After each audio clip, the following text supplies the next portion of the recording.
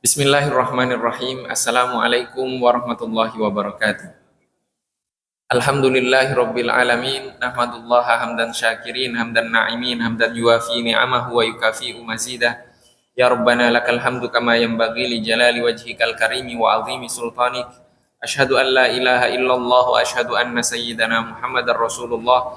Allahumma salli ala sayyidina Muhammadin abdika wa rasulikan nabiyil ummi wa ala alihi wa sahbihi wa sallim. Amma ba'du, sebelum kita melanjutkan kajian kita tentang hikmah-hikmah dari Al-Imam Ibnu Athaillah As-Sakandari, mari kita sama-sama membaca Al-Fatihah. Kita khususkan untuk Al-Imam Ibnu Athaillah As-Sakandari, Al-Imam Abul Abbas Al-Mursi, Al-Imam Abdul Hasan Asy-Syadzili, Al-Imam Abdus Salam Ibnu Masyis, dan seluruh para guru kita yang menyambungkan kita kepada beliau, dan juga untuk orang tua kita dan kita semuanya. Semoga Allah Subhanahu wa taala melimpahkan rahmat, sifat kelembutan, dan juga kemampuan kepada kita untuk mengamalkan ilmu yang telah kita pelajari dan akan kita pelajari. Ala hadhihi niyyah wa bikulli niyatin shalihah wa ila hadratin nabiyil mustafa sallallahu alaihi wa alihi wasallam. Al-Fatihah. A'udzu billahi minasyaitonir rajim. Bismillahirrahmanirrahim. Alhamdulillahirabbil alamin. Ar-Rahmanir Rahim, Maliki Yaumiddin, Iyyaka na'budu wa iyyaka nasta'in, Ihdinas siratal mustaqim, siratal ladzina an'amta 'alaihim ghairil maghdubi 'alaihim waladdallin. Amin. Jamaah yang dirahmati oleh Allah Subhanahu wa taala, pada kajian yang lalu kita telah mengkaji hikmah yang terakhir yang kita kaji adalah hikmah yang ke-90, yaitu Al-Imam Ibnu Athaillah As-Sakandari menyampaikan, kafa min jazaihi iyyaka 'ala ta'ati an radiyaka laha ahla. Cukuplah balasan bagimu atas ketaatanmu adalah keridhaan Allah Subhanahu wa taala atas dirimu untuk menjadi pelaku ketaatan tersebut. Dan kemarin kita telah menutup tema tersebut dengan sebuah kisah, yaitu kisah Al-Imam Ahmad bin Hambal, pendiri madhab Hambali, ketika beliau melakukan perjalanan dan bertemu dengan seorang tua renta yang memiliki luka di tubuhnya, dan luka tersebut sudah membusuk, kemudian dihinggapi oleh lalat. Tapi yang terucap dari lisannya, dia hidup sebatang kara, yang terusap dari lisannya alhamdulillah, alhamdulillah, alhamdulillah. Kemudian Imam Ahmad bertanya kepada laki-laki tersebut, atas apa kamu mengucapkan alhamdulillah? Kemudian laki-laki tersebut menjawab, aku mengucapkan alhamdulillah karena lisan yang berzikir dan hati yang bersyukur. Lisan yang berzikir dan hati yang bersyukur. Maka ketaatan itu cukuplah balasannya adalah karena Allah Subhanahu wa taala ridho kita sebagai pelaku ketaatan tersebut.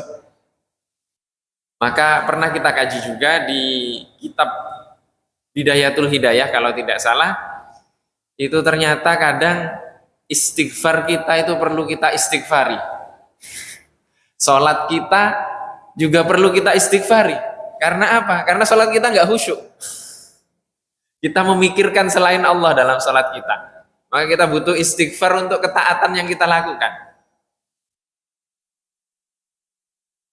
Dan ternyata di hikmah ini, ketaatan yang kita lakukan itu sudah cukup sebagai balasan atas ketaatan tersebut. Kenapa? Karena Allah ridho kita sebagai pelaku dari ketaatan tersebut. Kemudian di hikmah selanjutnya, yaitu hikmah yang ke-91, Al-Imam Ibnu Athaillah As-Sakandari menyampaikan, kafal amilina jazaan ma huwa fatihuhu ala qulubihim fi ta'atihi wa ma huwa mauriduhu alaihim min wujudi mu'anasatihi. Cukuplah bagi orang-orang yang beramal kebaikan balasannya adalah terbukanya hati mereka atas ketaatan tersebut, dan apa yang menjadikan dirinya bahagia, senang untuk berdekat-dekat dengannya, berdekat-dekat dengan Allah Subhanahu wa Ta'ala. Maksudnya bagaimana?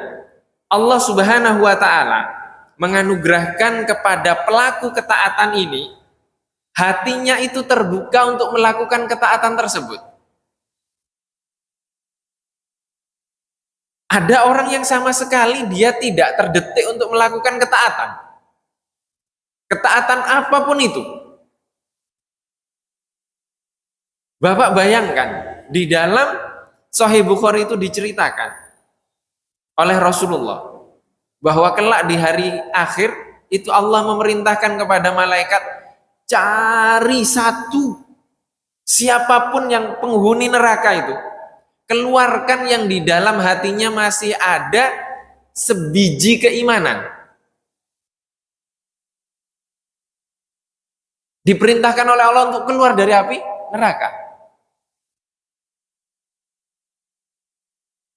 Akhirnya ada satu orang tidak punya amal kebaikan, tidak punya amal ketaatan, kecuali satu amal ketaatan. Dia pernah menulis la ilaha illallah di atas kertas. Itu saja ketaatannya. Maka disebut hadis ini dengan hadis lauha. Hadis lauha itu hadis lembaran. Karena orang itu ketaatannya hanya menulis la ilaha illallah itu saja. Dan kata Allah, keluarkan dia dari api neraka. Pertanyaannya, nulis la ilaha illallah sekali, diperintahkan orang keluarkan dari api neraka, masukkan surga. Kira-kira inspirasinya dari mana itu? Dari Allah. Maka cukuplah balasan bagi orang-orang yang beramal itu adalah hatinya terbuka untuk melakukan ketaatan tersebut. Siapa yang membuka hatinya? Allah. Siapa menginspirasi dia atau mengilhamkan kepada dia untuk melakukan ketaatan? Allah. Maka ketika mendapatkan bisikan, ilham, inspirasi untuk melakukan ketaatan, segerakan. Setelah melakukan itu, bersyukur kepada Allah Subhanahu wa Ta'ala karena dipilih untuk menjadi pelaku ketaatan tersebut. Atau balasannya adalah cukuplah dia merasa ada bisikan rasa bahagia di dalam hatinya untuk selalu dekat dengan Allah Subhanahu wa Ta'ala. Ini bagaimana penjelasannya? Kita pernah cerita Imam Abu Hanifah sholat ba'diyah isya, assalamualaikum, adzan subuh, dan hatam Al-Quran.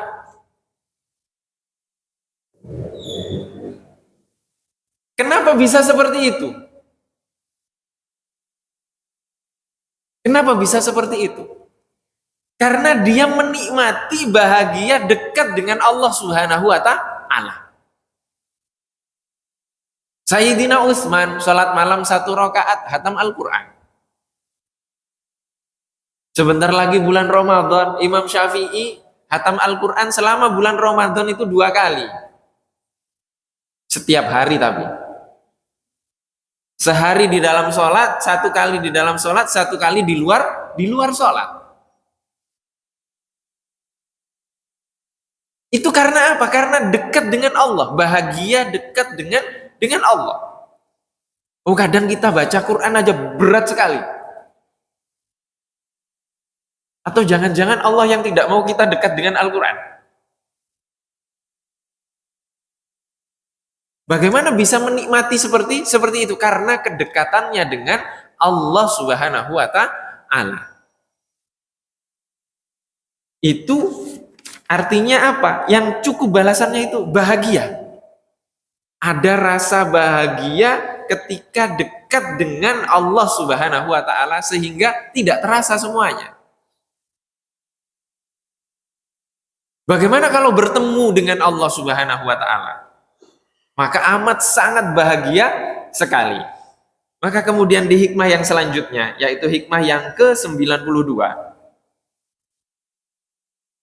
Al-Imam Ibnu Athaillah As-Sakandari menyampaikan, Man abadahu li syai'in yarjuhu minhu. Barang siapa menghamba kepadanya, menyembah Allah Subhanahu wa taala, li syai'in yarjuhu minhu, untuk mendapatkan sesuatu yang ia minta darinya, auliyadfa'a bi ta'atihi wurudal uqubati anhu, atau agar ia terhindar dari siksaannya, fama qama bihaqqi ausofihi, maka dia belum memberikan hak atas sifat-sifat ketuhanannya. Jadi jika ada seorang hamba menyembah Allah Subhanahu wa taala, menghamba kepada Allah Subhanahu wa taala untuk mendapatkan sesuatu darinya, atau agar terhindar dari azabnya, siksaannya, maka dia belum memberikan haknya Allah. Loh, berarti saya beribadah agar bisa masuk surga itu salah? Tidak, itu mulia dan tinggi. Loh, berarti saya beribadah agar saya terhindar dari azab di neraka kelak atau di azab di kubur, itu salah? Tidak, itu mulia dan tinggi sekali derajat itu. Tapi ada yang lebih tinggi. Yang lebih tinggi adalah dia menyembah Allah Subhanahu wa taala karena Allah. Tidak karena yang lainnya. Tidak karena surganya, tidak karena nerakanya. Tidak karena mengharap surganya, tidak karena takut kepada nerakanya. Tapi karena ingin memberikan hak Allah dari kita yang dijadikan hambanya. Hanya itu saja yang dicari. Ini adalah level yang tertinggi dari sebuah penghambaan kepada Allah Subhanahu wa taala. Allah Subhanahu wa taala berfirman, "Sullatum minal awwalina wa qalilum minal akhirin." Banyak dari orang-orang yang terdahulu menjadi golongan ini. Wa qalilun minal akhirin, sedikit dari yang terakhir. Dari orang-orang yang datang terakhir. Ada kita yang seperti Sayyidina Abu Bakar. Ada kita yang bersaing untuk agama seperti Sayyidina Umar yang ingin menyaingi Sayyidina Abu Bakar.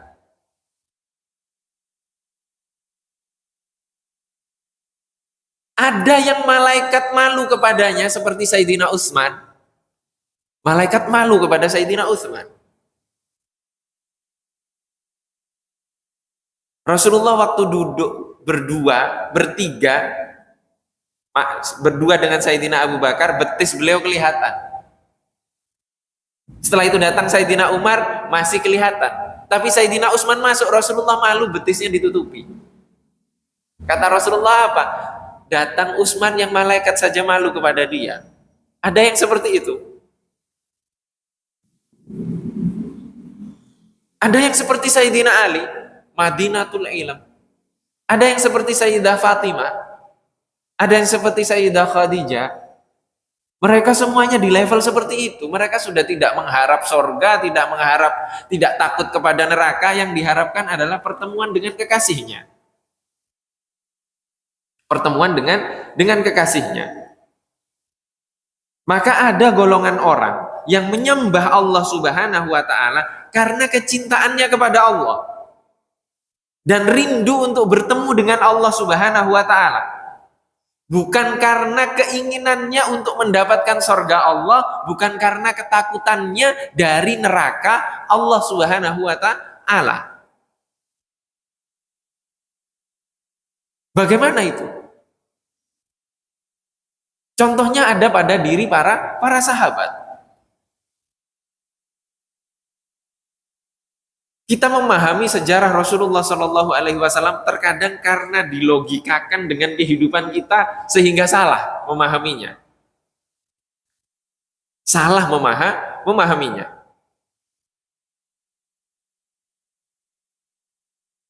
Rasulullah Shallallahu Alaihi Wasallam Isra Mi'raj bertemu dengan Allah. Bagaimana nggak rindu untuk ketemu Allah lagi dengan meninggal? Rindu.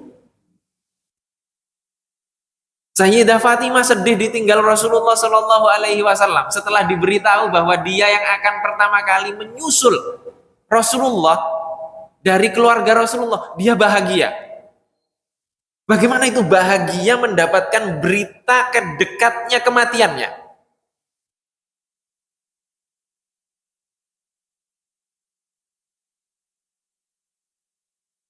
Jalaluddin Rumi itu bahasanya sulit difahami.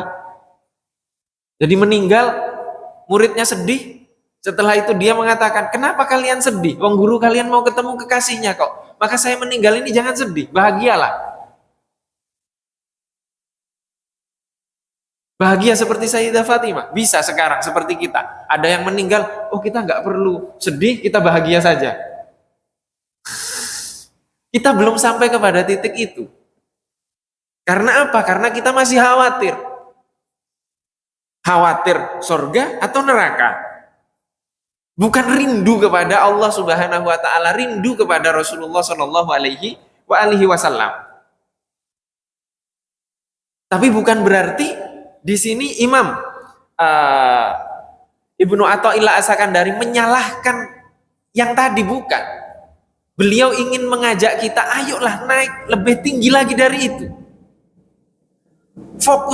Fokusnya kepada Allah, jangan fokus kepada surga dan neraka. Surga dan neraka. Surga dan neraka itu Allah Subhanahu wa taala jadikan perantara agar kita ingat kepada penciptanya, yaitu Allah Subhanahu wa taala. Viral sebuah podcast itu menjelaskan bahwa dia sedang berkomunikasi dengan ChatGPT menggunakan voice note, kemudian ChatGPT-nya langsung menjawab. Kemudian dia nanya, tolong jawab dengan iya atau tidak. Kemudian dia nanyakan, saya pakai kacamata atau tidak? ChatGPT-nya ternyata bisa bohong juga. Tapi kemudian ditanya lain, saya pakai baju warna putih. Dia jawab benar. Ternyata dia tahu bahwa yang ini pakai baju warnanya tepat tebakannya. Artinya kamera yang kita gunakan ini bisa diakses orang lain, bisa diakses robot, bisa diakses aplikasi. Bahaya ini. Kenapa kamera seperti ini berbahaya? Kamera Allah tidak berbahaya. Ada yang luput dari pengetahuan Allah Subhanahu wa taala, tidak ada yang luput dari pengetahuan Allah Subhanahu wa taala. Kalau kamera seperti ini, kita matikan wifi-nya, kita matikan koneksinya, kita cabut kartunya, bisa diakses? Tidak bisa. Kalau kamera Allah, bagaimana cara mematikannya? Kenapa kita takut dengan kamera seperti ini, tapi tidak takut kepada kameranya Allah Subhanahu wa taala? Takut privasi kita ketahuan orang lain. Kenapa nggak takut privasi kita ketahuan Allah Subhanahu wa taala?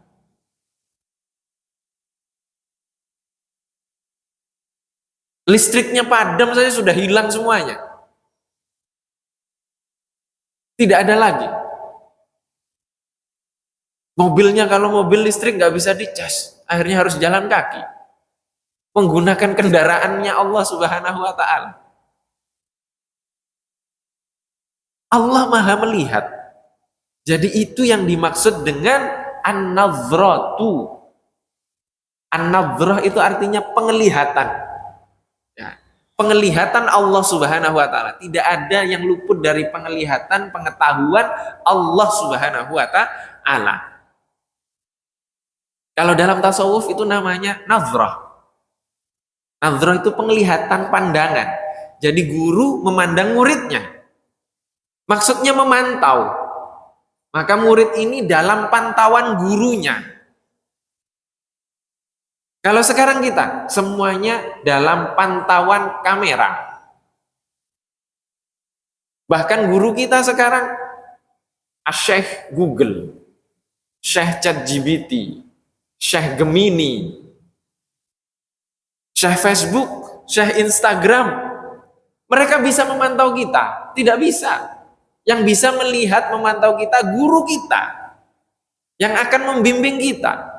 Dulu Rasulullah, dulu para sahabat, dulu para tabi'in, dulu tabi'in. Sekarang, bagaimana bisa sampai kepada titik seperti ini? Jika tidak dibimbing, tidak bisa. Tidak bisa, harus melalui bimbingan. Harus melalui bimbingan, maka Al-Imam Ibnu Athaillah As-Sakandari di sini mengajak kita untuk apa? Naik ke level setelahnya. Maka tidak mungkin dong tasawuf itu meninggalkan sholat. Mustahil itu tasawuf meninggalkan sholat itu. Oh, saya sudah dekat dengan Allah, saya nggak sholat lagi. Itu artinya jauh. Bukan dekat, jauh.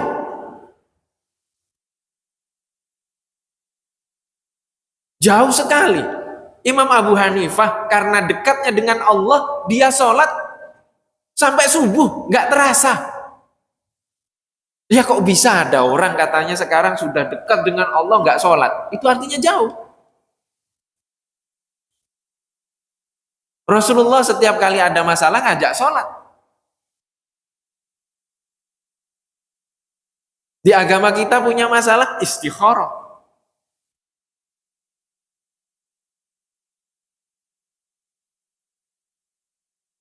Itu semuanya agar apa? Agar agama ini, ibadah, bahkan seluruh kehidupan dari hamba Allah Subhanahu wa Ta'ala itu harus dibangun di atas kecintaan. Ya, naik ke level kecintaan. Kalau sudah cinta, sudah ringan semuanya. Yang berat menjadi ringan. Yang berat menjadi ringan itu karena cinta itu. Pernah kita ceritakan juga ulama lumpuh. Kalau sudah qomat berdiri ngimami.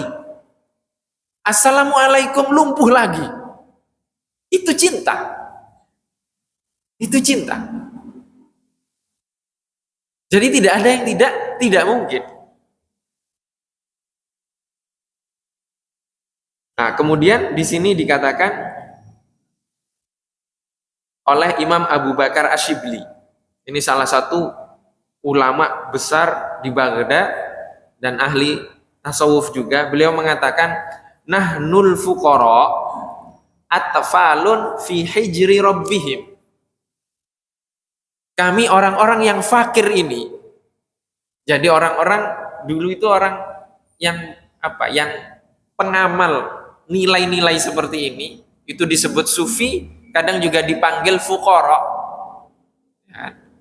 Atau dipanggil muridin, murid, bahasa kita murid, ya. Murid itu artinya orang yang memiliki keinginan,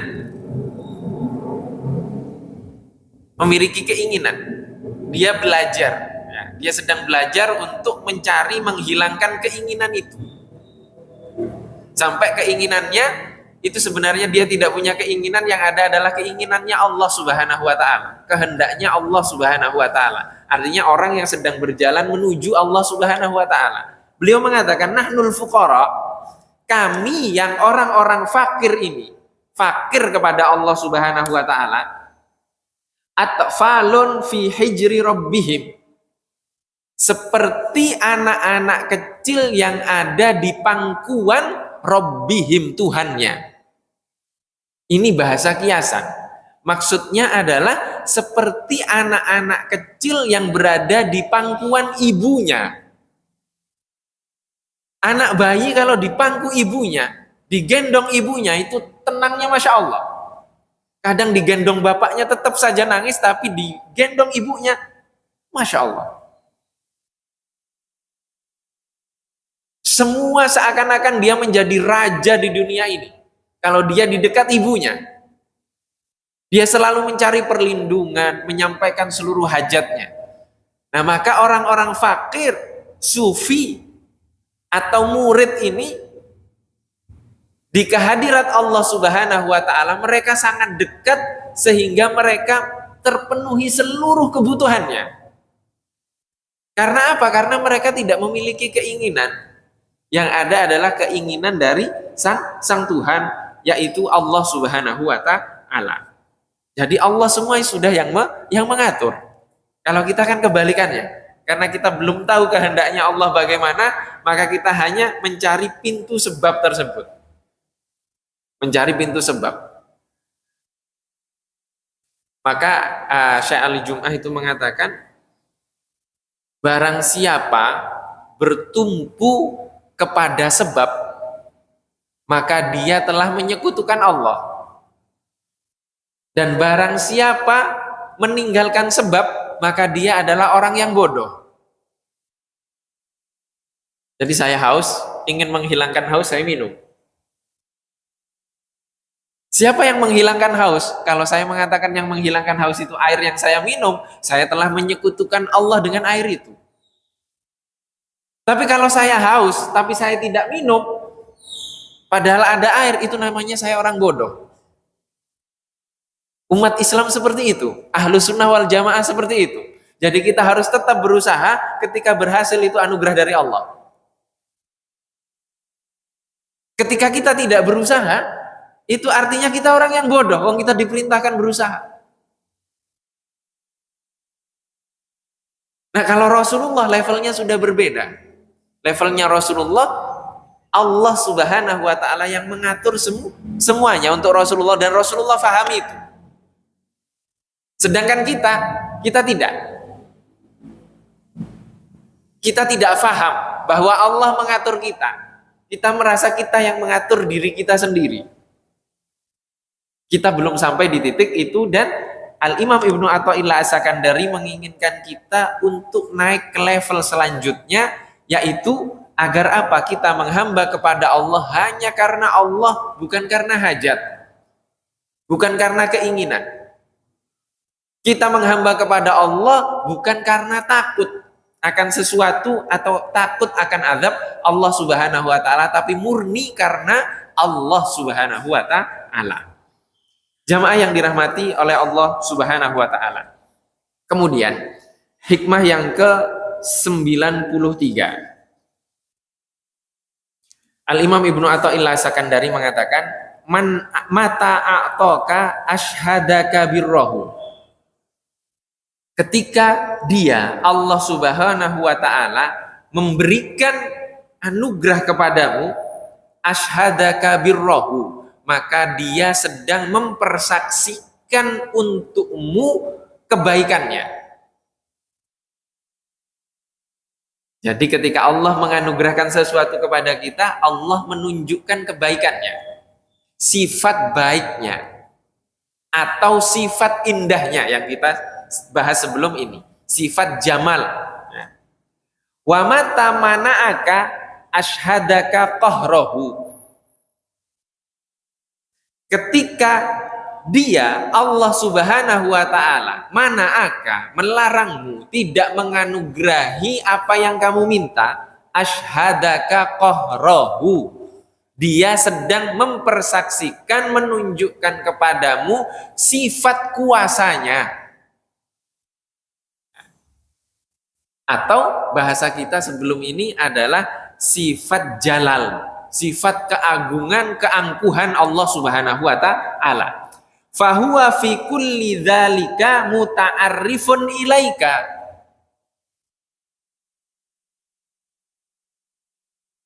Maka sesungguhnya di setiap dua hal tersebut, muta'arrifun ilaika, dia sedang memperkenalkan zatnya kepadamu. Jadi Allah sedang memperkenalkan. Wa muqabilun biwujudi lutfihi alaika, dan dia datang kepadamu dengan menunjukkan eksistensi sifat lembutnya kepadamu. Allah Subhanahu wa taala di dalam kehidupan ini menganugerahkan kenikmatan, kadang tidak menganugerahkan kenikmatan, atau menguji, memberikan ujian. Maka dari dua kejadian ini, dua hal ini, Allah sedang ingin kenalan dengan hambanya, sedang memperkenalkan zatnya sebagai Tuhan kepada hambanya. Dan Allah Subhanahu wa ta'ala sedang datang ke hambanya untuk apa? Untuk menunjukkan kelemah lembutannya. Seorang hamba mendapatkan anugerah. Anugerah itu dari siapa? Kesehatan itu dari siapa? Dari Allah Subhanahu wa ta'ala. Itu Allah sedang menunjukkan kebaikannya, sedang memperkenalkan, ini loh aku yang memberikan kepadamu nikmat ini. Maka hamba ini harus apa? Harus bersyukur. Harus bersyukur atas nikmat tersebut. Nikmat apa? Nikmat ibadah. Kita bisa sholat, kita bisa ada di dalam masjid, kita bisa melakukan ketaatan-ketaatan yang lainnya. Itu nikmat dari siapa? Dari Allah Subhanahu wa ta'ala. Kita mendapatkan rezeki, kita bisa menghirup udara, kita tidak sesak. Coba kalau menghirup udara berbayar, sudah berapa perharinya? Kan mahal itu tabung oksigen itu. Tabung oksigen yang kecil saja sudah cuma bertahan berapa menit? 15 menit. Tapi Allah memberikan paru-paru gratis. Alat pernafasan semuanya gratis, udaranya gratis. Itu semuanya nikmat, dan Allah ingin menunjukkan, memperkenalkan itu semuanya aku yang memberikan. Sedang kenalan. Nah, kalau kenalan dengan nikmat semua paham. Tapi kadang juga ada yang lupa. Dapat nikmat lupa dia semuanya. Lupa kepada Allah Subhanahu wa ta'ala. Akhirnya apa yang terjadi? Enggak berkah. Tidak ada keberkahan di dalamnya. Karena apa? Karena dia lupa kepada pemberinya. Dan Allah Subhanahu wa ta'ala terkadang memperkenalkan dirinya dengan ujian-ujian itu, dengan azab, dengan bencana, dengan musibah, dan seterusnya. Dengan permasalahan yang tidak ada penyelesaiannya. Itu juga kadang permasalahan itu penyelesaiannya adalah tidak selesainya masalah itu. Itu bukti bahwa apa? Hanya Allah yang bisa menyelesaikan. Ada masalah, penyelesaiannya adalah tidak selesainya masalah itu. Artinya apa? Artinya kita ridho bahwa masalah itu tidak selesai karena ketetapan Allah. Tidak selesai, sudah selesai. Tugas kita hanya berusaha dan sudah di titik terakhir, maka kita harus ridho masalah tersebut tidak selesai. Ridho masalah tersebut tidak selesai. Dan ketika seperti itu, Allah hanya ingin menunjukkan, saya yang maha kuasa. Aku yang maha kuasa, kamu tidak memiliki daya dan upaya. La haula wa la quwata illa billahil aliyyil azim. Dan dua proses tersebut, dua sifat tersebut, dua karakter sifat Allah tersebut, itu cara Allah Subhanahu wa ta'ala untuk memperkenalkan kepada hambanya. Maka ada wirid zikir namanya zikir Ya Latif. Allahumma biasanya dimulai dengan Ya Latif, Ya Latif, Ya Latif, Ya Latif. Wahai zat yang maha lembut. Nas'aluka al-lutfa, kami memohon kelembutanmu, anugerah kelembutanmu, fima jarat bihil maqadir, atas takdir-takdir yang berjalan. Kalau kita kan tidak, ini doanya ulama. Kalau kita kan tidak, ya Allah tolong rubah ya Allah. Bukan. Tolong ya Allah sakit ini berikan kesembuhan. Tolong ya Allah kegagalan ini rubah jadi kesuksesan. Ya Allah tolong masalah ini diselesaikan. Tapi kalau ahli tasawuf dia berbeda doanya. Doanya itu, ya Allah, berikanlah kelembutan kepada kami untuk menghadapi takdirmu. Artinya apa? Takdirkan apa saja ya Allah, aku ridho, aku terima, tapi berikan aku kekuatan untuk menghadapinya. Rasulullah seperti itu. Kalau Rasulullah tidak seperti itu, Rasulullah tidak akan terima diusir dari Taif. Tapi Rasulullah nerima. Selama engkau tidak marah ya Allah, nggak apa-apa. Takdirkan saja apa saja. Yang penting engkau ridho, aku ridho. Allah memerintahkan, oh, pergi kamu ke Madinah, hijrah kamu ke Madinah. Rasulullah sudah kangen itu. Meninggalkan Makkah itu sudah kangen karena tanah kelahirannya. Tapi Rasulullah melakukan itu. Secara kasat mata terusir oleh Quraisy, disiksa oleh Quraisy, dikucilkan oleh Quraisy, dibully oleh Quraisy. Secara kasat mata. Tapi Rasulullah paham, Allah menunjukkan sifat lemah lembutnya kepada Rasulullah. Rasulullah menerima semuanya itu. Kalau kita bagaimana? Karena ini proses perkenalan Allah. Dan kita harus memahami bahwa Allah sedang kenalan dengan kita, dengan anugerahnya, dengan rahmatnya. Allah berkenalan dengan kita dengan musibahnya, dengan ujiannya. Maka kita dipilih sekarang, pilihannya itu cuma dua. Ya, kalau naik kelas ini pilihannya cuma dua. Yang pertama, pilih diuji oleh Allah Subhanahu wa taala.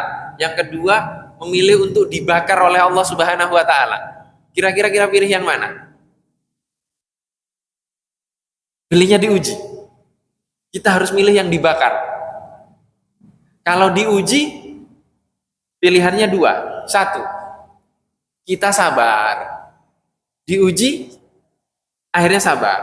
Atau tidak sabar. Kalau tidak sabar nggak berhasil diuji. Tapi kalau sudah dibakar itu beda lagi. Jadi kita dibakar oleh Allah Subhanahu wa taala, kita jadi debu, hilang, yang ada hanya Allah. Artinya kita faham, kita tidak punya keinginan, Allah sudah yang menggerakkan keinginan kita. Allah sudah yang memilihkan kita, seperti Rasulullah Shallallahu alaihi wasallam. Seperti Sayyidina Abu Bakar, seperti Sayyidina Umar. Beliau mau diselamatkan oleh pasukan khusus umat Islam ketika itu. Sayyidina Utsman sudah ingin diselamatkan oleh pasukan khusus dipimpin oleh Sayyidina Hasan, Sayyidina Husain. Tapi Sayyidina Utsman mengatakan, nggak usah, ini sudah ajal saya. Dia tahu ajalnya akan datang. Dan itu banyak cerita-cerita ulama seperti itu. Banyak cerita-cerita ulama seperti itu. Bahkan kalau kita lihat foto-foto ulama-ulama terdahulu atau abad lalu lah, banyak ulama pakai peci tapi ikatan putihnya itu panjang sekali. Ternyata itu kafan. Kafan yang dia siapkan untuk nanti dia meninggal, pakai kafan yang selalu dia gunakan untuk sholat.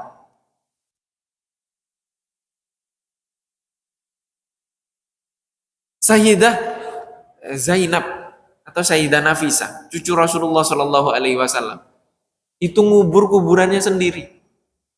Lahatnya disiapkan sendiri. Ada ulama menyiapkan liang lahat dan sudah dibacakan hatam Al-Quran berkali-kali. Mereka mempersiapkan seperti itu. Karena apa? Karena mereka sudah tahu, sudah dekat dengan Allah Subhanahu wa taala. Dirinya merasa tidak ada. Yang ada hanya Allah Subhanahu wa taala karena kedekatannya. Jadi salah yang mengartikan bahwa apa? Oh, apa manunggaling kaula Gusti, bukan itu maksudnya. Bukan berarti menyatu, bukan. Maksudnya kedekatannya dengan Allah sehingga dia tidak memiliki keinginan. Dia merasa ditunjukkan oleh Allah jalan itu karena kedekatannya. Rasulullah hijrah itu karena Allah. Rasulullah berangkat ke Taif itu karena Allah yang memerintahkan. Rasulullah berperang itu juga karena Allah Subhanahu wa taala. Maka banyak sekali orientalis, bahkan juga orang Islam sendiri itu salah memahami kehidupan Rasulullah merasa bahwa Rasulullah ingin menguasai jazirah Arab. Nauzubillah. Nauzubillah. Rasulullah tidak ada seperti itu. Karena apa? Karena kedekatannya dengan Allah, karena faham semuanya tentang dua sifat Allah tersebut, yaitu sifat jamal dan sifat jalal.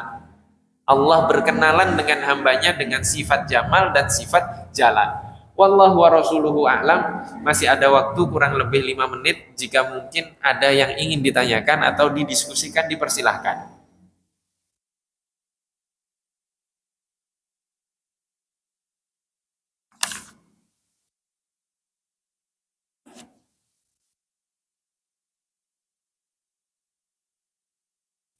Tidak ada?